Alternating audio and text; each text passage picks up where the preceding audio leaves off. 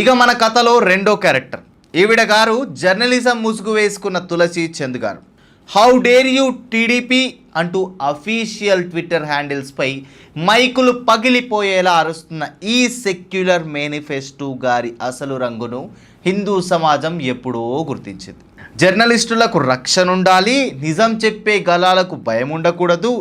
నిజమే, కానీ జర్నలిజం పేరుతో ఒకే వైపు నిలబడి ఒకే వర్గాన్ని టార్గెట్ చేసే మీలాంటి వాళ్ళను ఏమనాలి? హిందూ సమాజంపై, సనాతన ధర్మంపై, ఆలయాలపై, హిందూ ఆచారాలపై పుంఖానుపుంఖాలుగా స్టోరీలు రాస్తూ పెయిడ్ న్యూస్ వేస్తూ డబ్బులు సంపాదించేది మీరే. మళ్ళీ ఇవాళ జర్నలిజం విలువల గురించి మాట్లాడేది మీరేనా?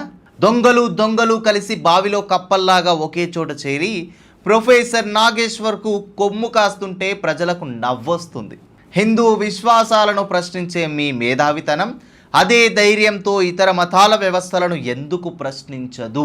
హిందూ సమాజం అంటే మీకు అంత లోకువా, అంత చులకనా? వాళ్ళని ఎన్నన్నా ఏం చేయలేరనే బరితెగింపుతనమా?